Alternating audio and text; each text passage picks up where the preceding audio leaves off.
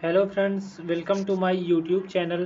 Friends, आज की इस वीडियो में हम जिस सब्जेक्ट के ऑब्जेक्टिव क्वेश्चंस पढ़ने वाले हैं वो है हमारा रेफ्रिजरेशन एंड एयर कंडीशनिंग में हम मोस्ट इम्पॉर्टेंट एमसीक्यू क्वेश्चन पढ़ेंगे जो आपके सेमेस्टर एग्ज़ाम के लिए इम्पॉर्टेंट है।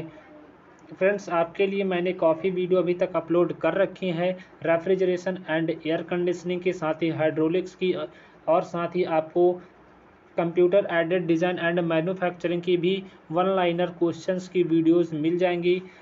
यदि आपने पुरानी वीडियो अभी तक नहीं देखी है तो फ्रेंड्स, मैंने पर्टिकुलर सब्जेक्ट के नाम से सभी सब्जेक्ट की प्लेलिस्ट बना रखी है, तो प्लेलिस्ट में जाकर आप सारी वीडियो देख सकते हैं। वहां पर आपको सारे वीडियो एक सीरीज़ से मिल जाएगी। तो फ्रेंड्स, चैनल पर आप पहली बार आए हो तो चैनल को सब्सक्राइब कर लेना, साथ ही बेल आइकन को जरूर प्रेस कर लेना इसी तरह के लेटेस्ट वीडियोस के अपडेट पाने के लिए। और आप हमें टेलीग्राम पर ज़रूर फॉलो करिए, लिंक आपको वीडियो के डिस्क्रिप्शन बॉक्स में मिल जाएगी। टेलीग्राम पर आपको इसकी पीडीएफ प्रोवाइड करा दी जाएगी, तो आप वहां से जाकर इसकी पीडीएफ भी डाउनलोड कर सकते हैं। तो चलिए फ्रेंड्स, वीडियो स्टार्ट करते हैं।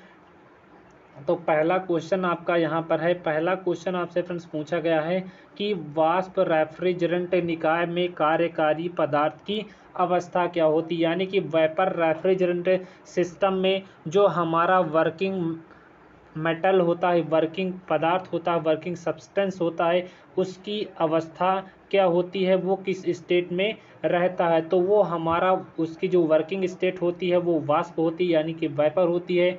तो आपका क्वेश्चन पूछा गया है आपसे कि वाष्प रेफ्रिजरेंट निकाय यानी कि वेपर रेफ्रिजरेंट सिस्टम में जो हमारा कार्यकारी पदार्थ होता है उसकी क्या अवस्था होती है। तो उसकी अवस्था जो होती है वाष्प होती है, यानी कि वेपर होती है।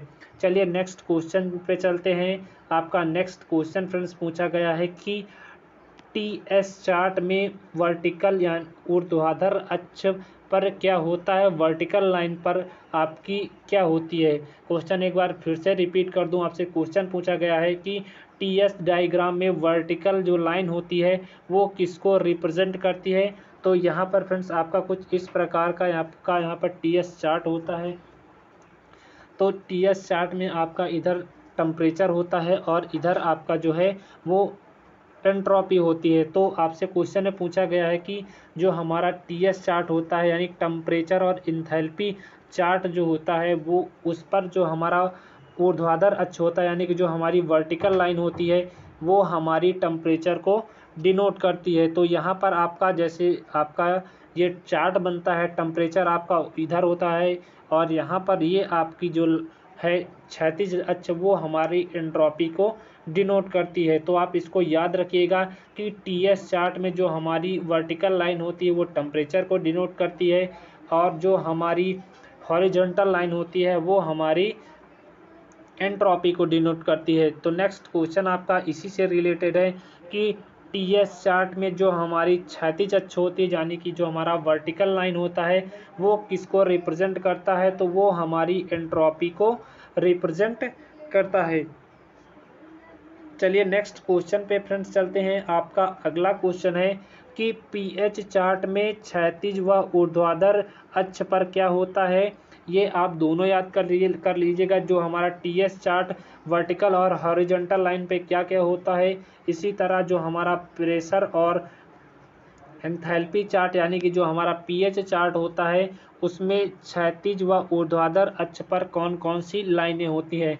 तो जो हमारी वर्टिकल लाइन होती है वो हमारी एंथैल्पी को डिनोट करती है। एक बार मैं फिर से इसका डायग्राम बना रहा हूँ। ये आपकी जो ये वाली जो लाइन होती है इसको हम बोलते हैं इसको हम बोलते हैं हॉरिजॉन्टल लाइन। तो ये हमारी क्षैतिज लाइन हो गई, ये हमारी इंथैल्पी को डिनोट करती है और ये हमारी हो गई वर्टिकल लाइन। तो ये हमारा प्रेशर को डिनोट करता है, दाब को डिनोट करता है। चलिए नेक्स्ट क्वेश्चन पे चलते हैं। तो आपको समझ में आ गया होगा कि टीएस डायग्राम में और पीएस डायग्राम में क्या अंतर होता है। तो एक बार मैं फिर से आपको बता दूं, यहाँ पर दोनों डायग्राम बने हैं। ये आपका टीएस वाला है और ये आपका पीएच वाला है। तो टीएस वाला जो ये यहाँ पर जो इसकी वर्टिकल लाइन होती है वो टेम्परेचर को डिनोट करती है। पीएच वाले में जो वर्टिकल लाइन होती है वो प्रेशर को डिनोट करती है। और जो टीएस वाला डायग्राम होता है, जो उसकी क्षैतिज लाइन होती है फ्रेंड्स, वो हमारी एंट्रोपी को डिनोट करती है, ये हमारी एंट्रोपी को डिनोट करेगी। और पीएच चार्ट में जो क्षैतिज लाइन होती है वो हमारी इंथैल्पी को डिनोट करती है। तो आपको दोनों डायग्राम में समझ में आ गया होगा कि टीएस डायग्राम में क्या होता है, पीएस डायग्राम में क्या होता है। चलिए नेक्स्ट क्वेश्चन पे चलते हैं। आपका फ्रेंड्स अगला क्वेश्चन पूछा गया है कि द्रव्यमान प्रवाह दर का मात्रक क्या होता है। तो जो आपका फ्रेंड्स द्रव्यमान प्रवाह दर का मात्रक होता है वो आपका होता है किलोग्राम पर मिनट टन होता है। तो इसको आप जरूर नोट कर लीजिएगा, आपसे पूछ सकता है कि जो हमारा द्रव्यमान प्रवाह दर होता है उसकी यूनिट क्या होती है, तो वो होती है किलोग्राम पर मिनट टन होती है। तो फ्रेंड्स आपको वीडियो अच्छा लगा हो तो वीडियो को लाइक कर देना, चैनल पर आप पहली बार आए हो तो चैनल को भी सब्सक्राइब कर लेना, साथ ही अपने दोस्तों को वीडियो को ज़रूर शेयर करिएगा। चलिए नेक्स्ट क्वेश्चन पे चलते हैं।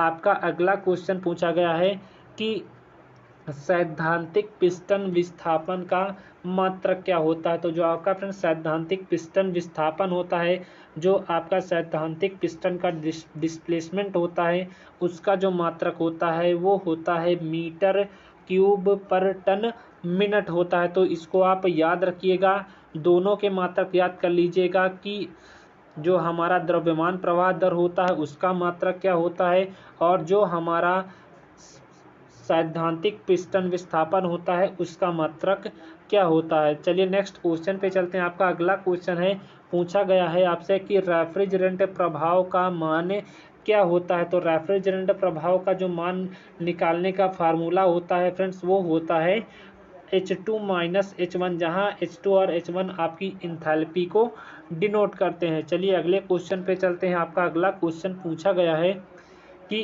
रेफ्रिजरेंट क्या होता है। आपसे पूछ ले कि रेफ्रिजरेंट हम किसे कहते हैं, तो इसका आंसर हो जाएगा रेफ्रिजरेंट जो होता है फ्रेंड्स एक प्रकार का पदार्थ होता है। तो आपसे पूछे कि रेफ्रिजरेंट क्या होता है, तो रेफ्रिजरेंट जो होता है फ्रेंड्स आपका एक प्रकार का पदार्थ होता है। चलिए नेक्स्ट क्वेश्चन पे चलते हैं। आपका अगला क्वेश्चन है फ्रेंड्स यहाँ पर कि प्रसारण एवं वाष्पन के दौरान रेफ्रिजरेंट क्या करता है, यानी कि आपका मैं एक बार फिर से रिपीट कर दूं। क्वेश्चन आपका फ्रेंड्स पूछा गया है कि एक्सपेंशन एंड वाइपर के दौरान जो हमारा रेफ्रिजरेंट होता है वो क्या करता है या वो कौन सा कार्य करता है। तो इसका आंसर हो जाएगा कि एक्सपेंशन एंड वाइपराइजेशन के दौरान जो हमारा रेफ्रिजरेंट होता है फ्रेंड्स वो हमारा ऊष्मा को अवशोषित करने का कार्य करता है, हीट को एब्जॉर्ब करने का कार्य करता है। तो इसका एक बार आप आंसर सही से नोट कर लीजिएगा कि प्रसारण यानी कि प्रसारण एक्सपेंशन एंड वेपोराइजेशन के दौरान रेफ्रिजरेंट का कार्य होता है हीट को एब्जॉर्ब करना, ऊष्मा को अवशोषित करना। चलिए नेक्स्ट क्वेश्चन पे चलते हैं। आपका अगला क्वेश्चन पूछा गया है कि रेफ्रिजरेंट संघनन के दौरान क्या करता है। तो रेफ्रिजरेंट जो है फ्रेंड्स आपका कंडेंसेशन प्रोसेस के दौरान ऊष्मा को अवशोषित करने का कार्य करता है। तो यहाँ पर फ्रेंड्स जो है आपका आंसर में थोड़ा मिसप्रिंट है। क्वेश्चन आपका सही, क्वेश्चन आपसे पूछ रहा है कि रेफ्रिजरेंट जो है संघनन के दौरान क्या करता है। तो रेफ्रिजरेंट जो है फ्रेंड्स संघनन के दौरान अवशोषित ऊष्मा को बाहर करने का कार्य करता है। तो यहाँ पर आप नोट कर लीजिएगा, नहीं तो दोनों का आंसर सेम हो जाएगा। एक बार मैं फिर से बता दूं कि प्रसारण एवं वाष्पन के दौरान जो हमारा रेफ्रिजरेंट होता है उसका कार्य क्या होता है, उसका कार्य होता है ऊष्मा को अवशोषित करना। नेक्स्ट आपका क्वेश्चन है कि रेफ्रिजरेंट जो है कंडेंसेशन के दौरान क्या कार्य करता है। तो रेफ्रिजरेंट जो आपका है कंडेंसेशन के दौरान ऊष्मा को अवशोषित की गई ऊष्मा को बाहर करने का कार्य करता है। तो इसको आप काट दीजिएगा, इसका आंसर लिखिए। इसका आंसर जो होगा हो जाएगा कि रेफ्रिजरेंट जो है वो संघनन प्रोसेस के दौरान अवशोषित ऊष्मा को बाहर करने का कार्य करता है हमारा रेफ्रिजरेंट। चलिए नेक्स्ट क्वेश्चन पे चलते हैं। आपका नेक्स्ट क्वेश्चन आपका हो जाएगा कि रेफ्रिजरेंट किस प्रकार कार्य करता है। आपसे क्वेश्चन पूछ सकता है कि रेफ्रिजरेंट किस प्रकार से कार्य करता है। तो इसका आंसर हो जाएगा कि रेफ्रिजरेंट जो है एक ऊष्मा वाहक की तरह कार्य करता है, यानी कि हीट को लाना और ले जाना उसी की तरह कार्य करता है आपका रेफ्रिजरेंट। तो आपसे पूछ ले कि रेफ्रिजरेंट हमारा किस प्रकार वर्क करता है, तो इसका आंसर हो जाएगा। तो फ्रेंड्स क्वेश्चन एक बार मैं फिर से आपका रिपीट कर रहा हूँ, पूछ लिए आपसे कि रेफ्रिजरेंट किस प्रकार कार्य करता है। तो रेफ्रिजरेंट जो है फ्रेंड्स आपका एक ऊष्मा वाहक की तरह कार्य करता है, यानी कि ऊष्मा को लाना और ले जाना इसी का कार्य होता है आपका रेफ्रिजरेंट का। चलिए नेक्स्ट क्वेश्चन पे चलते हैं। आपका अगला क्वेश्चन है, पूछ ले आपसे कि रेफ्रिजरेंट जो है ऊष्मा का निष्कासन किस तापमान पर करता है। तो इसका आंसर हो जाएगा कि जो रेफ्रिजरेंट है ऊष्मा का जो निष्कासन है वो निम्न तापमान पर करता है तथा उसे उच्च तापमान की ओर प्रवाहित करता है। तो आपसे पूछ ले कि रेफ्रिजरेंट जो है ऊष्मा का प्रवाह किस ओर करता है, तो उच्च तापक्रम की ओर करता है। और आपसे पूछ ले कि रेफ्रिजरेंट ऊष्मा का निष्कासन किस तापमान पर करता है, तो वो निम्न तापमान पर करता है। तो आपका दोनों आंसर अलग अलग हैं। एक बार मैं फिर से रिपीट कर रहा हूँ, आपसे पूछ ले कि रेफ्रिजरेंट जो है ऊष्मा का निष्कासन जो है किस तापमान पर करता है, तो निम्न तापमान पर रेफ्रिजरेंट ऊष्मा का निष्कासन करता है। और आपसे पूछ ले कि ऊष्मा को कहाँ पर प्रवाहित करता है, तो उसे उच्च तापमान की ओर प्रवाहित करता है। चलिए नेक्स्ट क्वेश्चन देख लेते हैं। आपका अगला क्वेश्चन है, आपसे पूछ ले कि निम्न में से किसे पहला रेफ्रिजरेंट माना गया है। तो इम्पॉर्टेंट है आपका, तो इसका आंसर हो जाएगा प्राकृतिक बर्फ एवं नमक का जो मिश्रण होता है उसे ही हम पहला रेफ्रिजरेंट मानते हैं, या उसी को हम माना गया है पहला रेफ्रिजरेंट। क्वेश्चन एक बार फिर से देख लीजिएगा।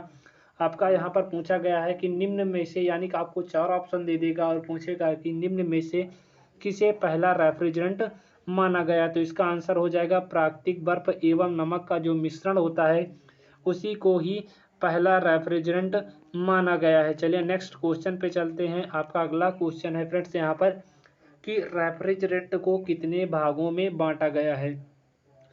तो यहाँ पर फ्रेंड्स जो आपके रेफ्रिजरेंट हैं उनको 2 पार्ट्स में डिवाइड किया है। तो इसका एक आंसर हो जाएगा कि रेफ्रिजरेंट को कितने भागों में बांटा गया है, 2 भागों में बांटा गया है। अब कौन कौन से हैं, तो इसका आंसर हो जाएगा, तो पहला आपका होगा कि रेफ्रिजरेंट को 2 भाग में बांटा गया है। पहला पार्ट आपका है प्राइमरी रेफ्रिजरेंट यानी कि प्राथमिक रेफ्रिजरेंट, और दूसरा टाइप इसका है सेकेंडरी रेफ्रिजरेंट यानी कि द्वितीयक रेफ्रिजरेंट। तो आपसे पूछ ले क्वेश्चन की रेफ्रिजरेंट, निम्न में से रेफ्रिजरेंट के प्रकार कौन से हैं, तो आपका हो जाएगा primary refrigerant and secondary refrigerant.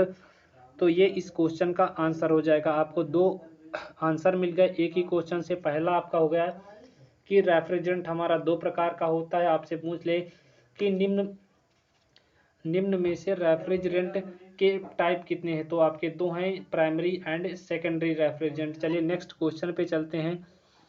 आपका अगला क्वेश्चन है, क्वेश्चन आपसे पूछ ले कि प्राथमिक रेफ्रिजरेंट के कितने पार्ट्स होते हैं। जैसे हमने पढ़ा कि रेफ्रिजरेंट कितने पार्ट्स में बटा होता है, 2 पार्ट्स में बटा होता है। पहला आपका होता है प्राइमरी रेफ्रिजरेंट और दूसरा हमारा होता है सेकेंडरी रेफ्रिजरेंट। यदि आपसे पूछ ले कि प्राइमरी रेफ्रिजरेंट जो होता है वो कितने प्रकार का होता है, तो वो यहाँ पर 5 प्रकार का आपका प्राइमरी रेफ्रिजरेंट होता है। कौन कौन से होते हैं उसके बारे में जान लीजिएगा। तो यहाँ पर इसका पहला पार्ट होता है हाइड्रोकार्बन रेफ्रिजरेंट, दूसरा हमारा होता है एजोटोप रेफ्रिजरेंट, तीसरा हमारा होता है हाइड्रोकार्बन रेफ्रिजरेंट, चौथा आपका होता है अकार्बनिक रेफ्रिजरेंट और पांचवा आपका होता है असंतृप्त रेफ्रिजरेंट। तो ये आपके 5 प्रकार के कार्बनिक रेफ्रिजरेंट होते हैं यहाँ पर। तो ये थे आपके फ्रेंड्स 15 क्वेश्चन जो अभी कंप्लीट हो चुके हैं। उम्मीद करता हूँ फ्रेंड्स आपको क्वेश्चन अच्छे लगे होंगे। तो वीडियो को लाइक कर दीजिएगा, अपने दोस्तों को भी शेयर करिएगा, और चैनल पर आप पहली बार आए हो तो चैनल को भी आप सब्सक्राइब कर लेना। साथ ही बेल आइकन को जरूर प्रेस करना इसी तरह के लेटेस्ट वीडियोज़ के अपडेट सबसे पहले प्राप्त करने के लिए। फ्रेंड्स आपको टेलीग्राम की जो लिंक है वीडियो के डिस्क्रिप्शन बॉक्स में मिल जाएगी। इसकी जो पूरी PDF है आपको टेलीग्राम पर मिल जाएगी, तो वहाँ से जाकर आप इसकी PDF डाउनलोड कर लीजिएगा। तो चलिए फ्रेंड्स, मिलते हैं हम आपसे नेक्स्ट वीडियो में अगले इम्पोर्टेंट क्वेश्चन के साथ। तब तक खुश रहिए, मस्त रहिए, एंजॉय करिए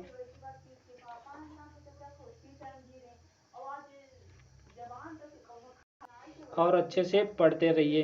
तो मिलते हैं हम आपसे नेक्स्ट वीडियो में। Have a nice day, take care, bye bye.